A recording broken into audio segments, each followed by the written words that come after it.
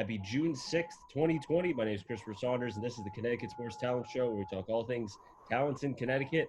And on today's show, we have the girls basketball coach for the legendary program that he's built at hand. His name, Tim Tredwell. Coach Tredwell, it's a pleasure to be able to have you on. Chris, thank you so much for having me. I really appreciate it. You know, Coach, I think the first thing before we get into anything, I thought of a new logo for you that you could put into the school as far as a flag. Don't tread on Coach Tredwell. It could work, it certainly has its political implications these days, but if we spell it right, I'm on board. See, there you go. Because I'm telling you, Coach, what you've been able to do with the program, it's outstanding, and we'll get to that in a little bit. But what you've been able to do as far as being able to build a consistent and sustained success, it's outstanding, especially in high school sports. I'm very, very fortunate. I've got great players who come through, and that's a product of our youth organization. Madison Youth Basketball does a great job. The coaches are really kind of locked into our program and how we like to play. So every year I'm meeting with them and talking about the things that we want to put in place. And they're a really selfless group, because it's parents coaching, and I think the tradition in youth sports is to have parents coaching and their kid gets favoritism, and these parents have really bought into what we're trying to accomplish, and they want to produce kids who enjoy the game and they have fun. And Madison, we're very, very fortunate in Madison to have just a ton of very, very talented multi-sport athletes. So we may not get 8 players every year, but more than likely we're going to get 2 or 3. And if we have 2 or 3 in every grade, we're probably going to be pretty good. So we've done that so far. We'll talk about more about the sustained success of the program later on, but now we'll talk about yourself, Coach. Kind of tell me about your background, what kind of led you into coaching, and then how you got to hand. It's interesting. When I first started teaching, I was 26 years old. I got my first teaching job in January of 2002 at John Winthrop Middle School in Deep River. And one of the things they asked me at the time was, are you going to be into coaching? And at the moment, I wasn't. I wanted to focus on being a teacher and doing that to the best of my ability. I think that the stereotype for PE teachers is like, oh, they're all coaches. That's why they teach, so they can coach. And at the time, that wasn't the case. And a good friend of mine, Frank Rossi, a year later got the head job at North Branford, the boys varsity job at North Branford High School. And he said, come on, you're going to be my JV coach. Okay, let's try it out. And we were there for about 4 years. And once you start coaching and the relationship with the kids and the entire experience, it really does get into your blood. After those 4 years, he went over to hand to take the boys' job.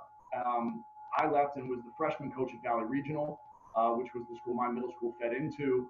Was kind of setting myself up to take the varsity job there. And at the end of that year, they passed me over. So, so I mean, and that's at the time that was their decision, and I completely understand it. I just had my first daughter.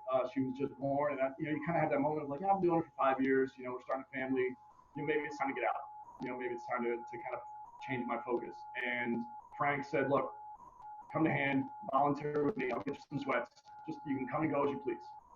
And okay, so I went to the first day, and within 45 minutes you're hooked again. And a lot of it was the Daniel Hand campus. It was the program. It was every program there is successful. Every program there. And so you're there and you're watching and you're looking at all the banners on the wall and you're looking at how everybody.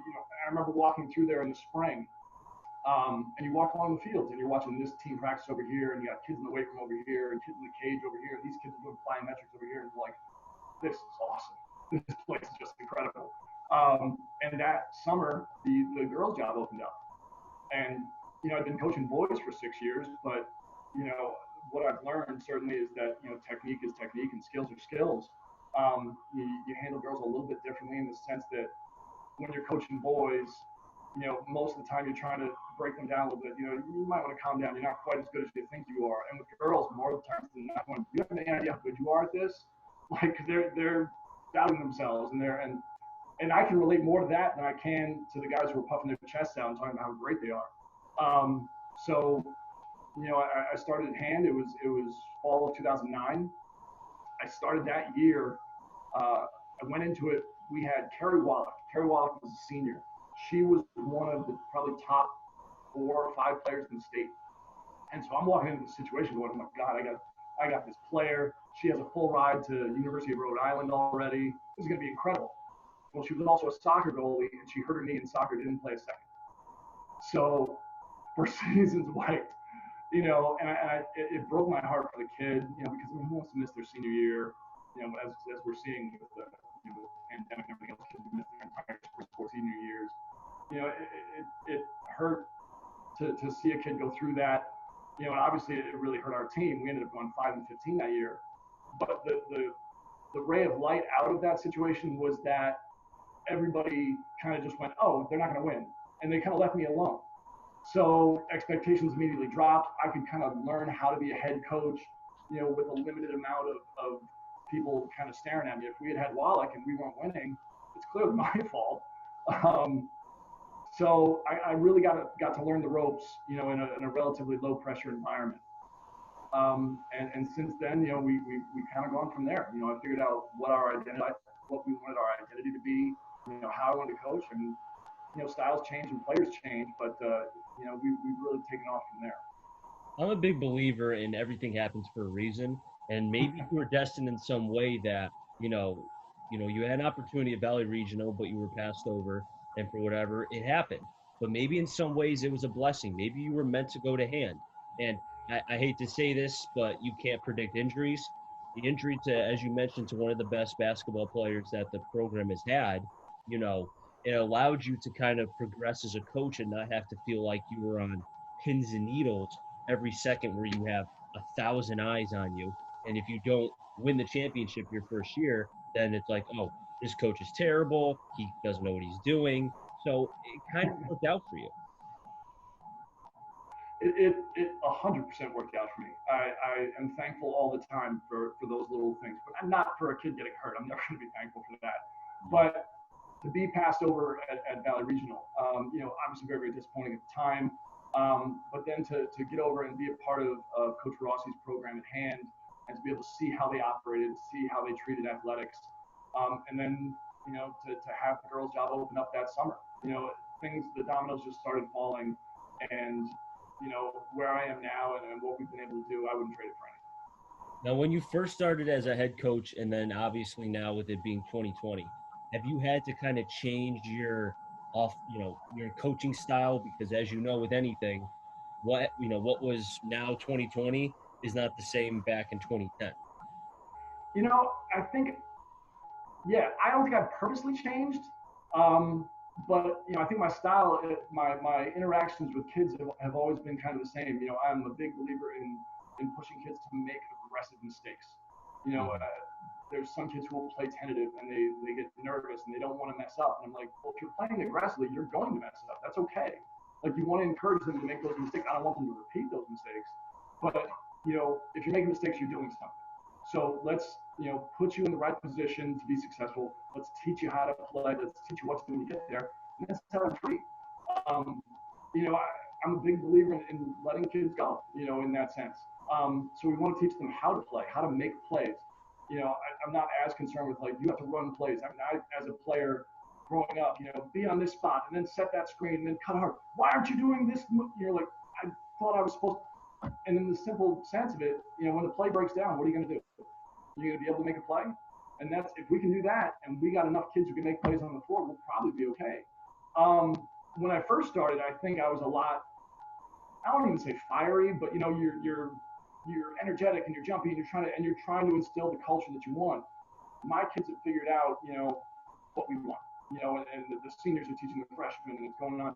These kids, come to play every day and they play hard. I think that's probably one of the best compliments I ever got from a coach who had scouted us out. And we were talking before the game, and he just said, I went and scouted you at New Haven the other night. He goes, God, your kids play every possession like this is the one that's going to win the game. And to me, that's the ultimate compliment. If they're doing that, you're not going to see me running up and down the sidelines and going nuts and creating a scene. And I'm aware of my size anyway. So if at 6'9", if I'm running around and swinging my arms and doing that's a show. Nobody wants that. And the fact that we have had some, we've been successful, that has helped me to relax a little bit. If we go to Mohegan in 2017 and we lose, or if we don't win the SEC title in 2016, maybe I'd still be a little bit, more hyper. But the fact that we have had some success over the years has allowed me to kind of relax a little bit and trust the kids to do what we've taught them to do. Well, I'm glad you mentioned only some success because I think you're kind of putting it very lightly. I mean, let's talk about it. You mentioned already about the title.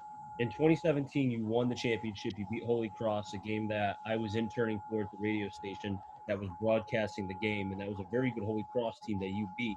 So again, congrats to you. And then in 2018, you lost in the Thank you. semis, but you were a 4 seed, had a great season, 17 and 3 in the regular season. 2019, and this is the part that really kind of caught my eye. 9 and 11. Okay, you just get into the Yeah, playoffs. You're a 19 seed, and you lost in the championship to Hill House. That yeah, tells me right then and there, you don't even have to have the best team. As long as if Hand is in the playoffs, I don't care if they have 2 wins. They are a scary team, and that's what you have built with this program and the culture. that year, as difficult as that regular season was, that postseason was so much fun. One of the things you want to focus on as a coach, at least what I've learned over the years, you can't enter a season thinking this is the year we're winning a state title, this is the year we're winning the league, because what happens if you don't? So the whole year was a failure. If that's the case, I don't remember who said it. It's probably a better coach than me or a war general or something. You can't. Not everything can be life or death. We're gonna die a lot of the time. I don't know. But our goal every night is to go 1-0. Go 1-0. And even if that's practice. Our definition of success is we enter practice. All right, we're gonna get better today. And there's gonna be days where we just everything clicks and we're firing and kids are energetic and we're making shots and man, we got a ton better today. And there's other days where we got better by that much. Um, and whatever, as long as we're pushing forward. So we're going 1-0. I mean, that postseason run in 2019. I remember going into that, and we looked at the draw, and one of my players that year, junior at the time, Sarah Williams, who was our leading scorer and three-time All-Stater, and we're looking at the draw, and we're kind of going, okay, we're looking at the first round, and we're playing Ram the first round, who's defending state title. Well, they lost 7 seniors, and but still, you're looking at that, you're like, I think we can get them. I think we can get Ram. Okay, second round. All right, between these two teams, I think we can get the second round. Okay, third round was Pomperog. Okay, well, we're familiar with Pomperog. They're going to play up tempo. They're going to be physical, but we might be able to get them. And I remember her asking. She goes, "Who do we get in the semis?" And I went, "Who cares? Like, are you telling me after 9-11 we are going to the Final Four? Who cares? So we go and we get to that game, and I remember being so relaxed. Mm. It's a neutral floor.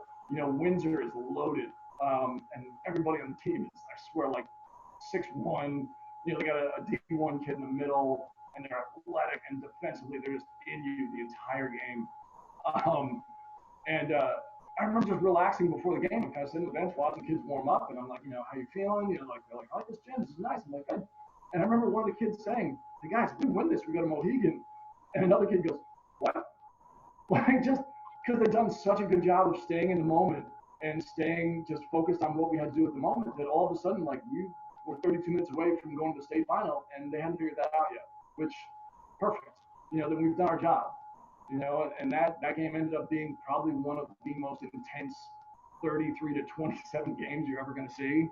It was not a lot of scoring. The reporter after the game asked me, he said, it looked like you pulled it out and went 4 corners pretty early. I was like, no, they were just really good defensively, and they just shoved us back to half court, and we couldn't get close. I wanted to score, I really did, but I was just happier to maintain possession than to do anything else.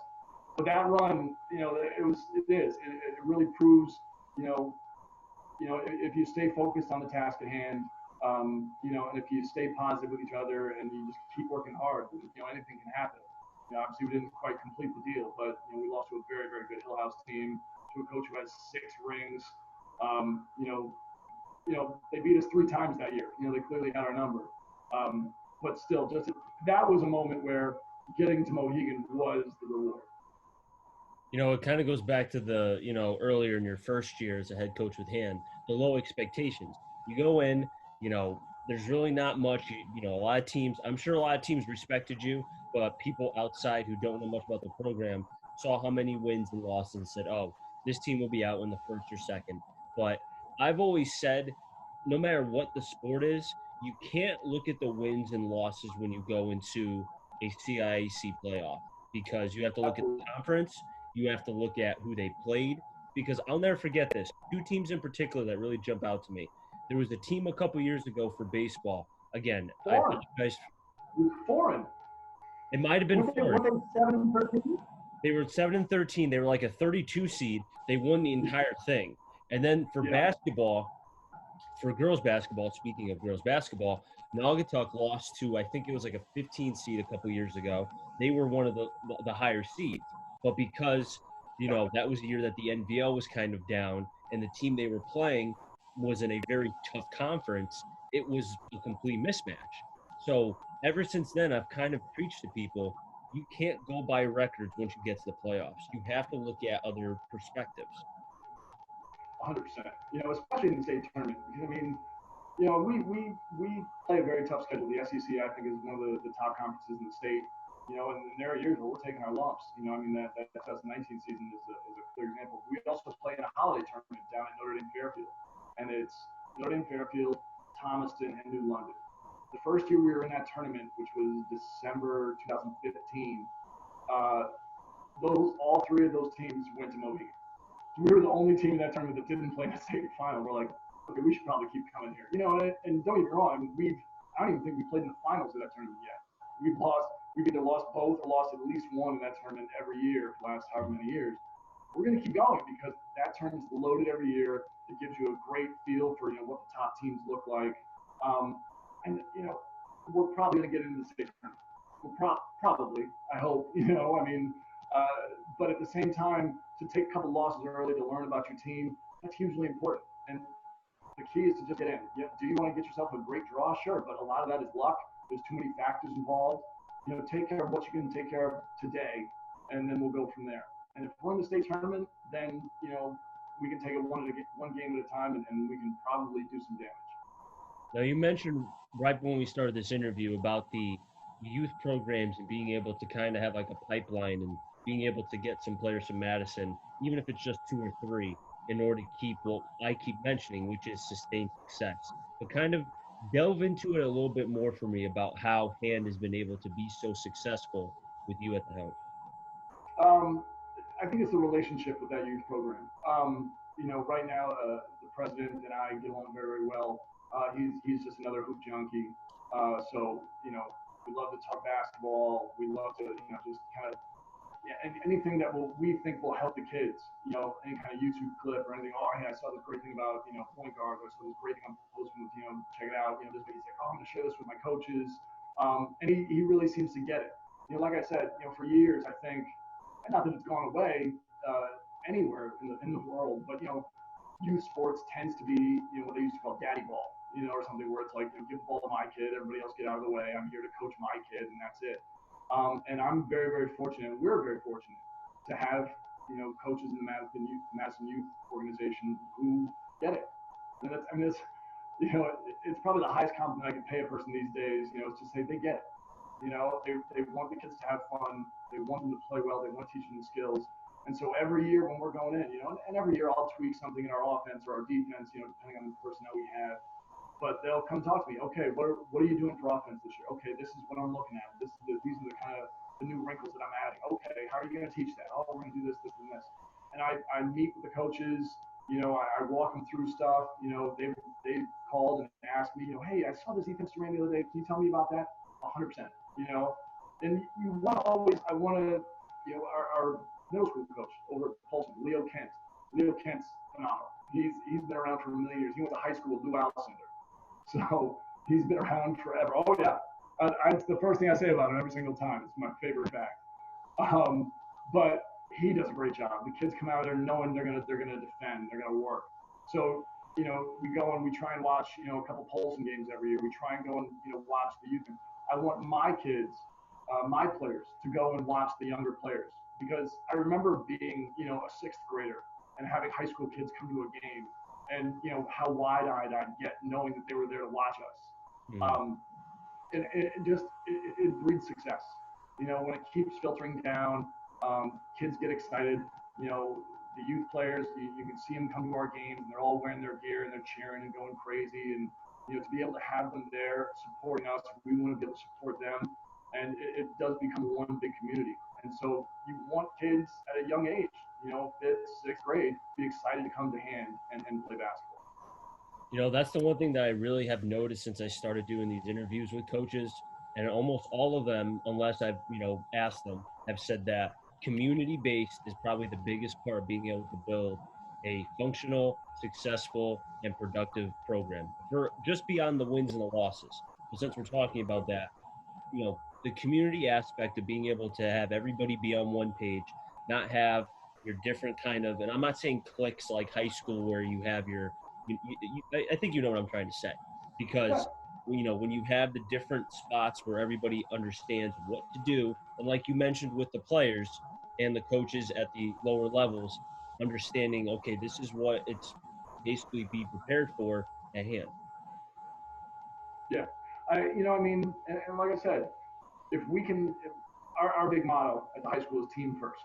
You Hmm. know, my first year, I think chemistry was our biggest issue, aside from the fact that we lost one of the best players in Connecticut to an injury. We had kids who really, struggled to get along. And I remember entering into my second year, and that was one of my goals. It was like, we're just going to make sure that we get along. I'd like to win some games. I'd certainly like to move forward in that sense. But we're going to make sure these kids are supporting each other. And that was from the seniors on down. And I had three very, very good senior captains that year. They worked hard. They were nice kids, and they started to kind of reel everybody in. And then from there, we started to get better. I started to learn what I was doing. Um, I started to figure out, what it was going to take for us to be successful, X and O's wise, and the culture just kind of snowballed from there. And the more contact we have with youth program, the more those kids have gotten up to high school and understand not only what we like, but what we expect. You know, there's nothing that'll make a coach feel better than when one of the seniors, will say to a freshman, "Hey, we don't do that here." And like I don't have to say anything; it's already being handled.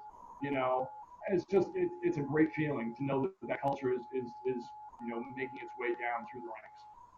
Coach, credit to you and what all you've done with the program. I mean, we've just about run out of time, but I could talk to you for, hours and hours, and hopefully you'll want to come back on because, from afar, I understand I'm a little bit farther away from Madison, but I always have admired your program ever since, and I've been following it ever since that I was an intern at the radio station when we were broadcasting the game against your team back in 2017. I appreciate it. It's a lot of fun to come on. Obviously, there's no sports right now, so anytime you want to have me on to talk basketball, I'll be there in a second. Hopefully you'll come on even during the season because I'm going to keep this going even when the season starts. Absolutely. You tell me when, I'll be there. Awesome. I can't wait, Coach. Looking forward to it. Now, wrap things up here in the Connecticut Sports Talent Show. So until next time, stay safe. And as always, enjoy the rest of your day, everybody.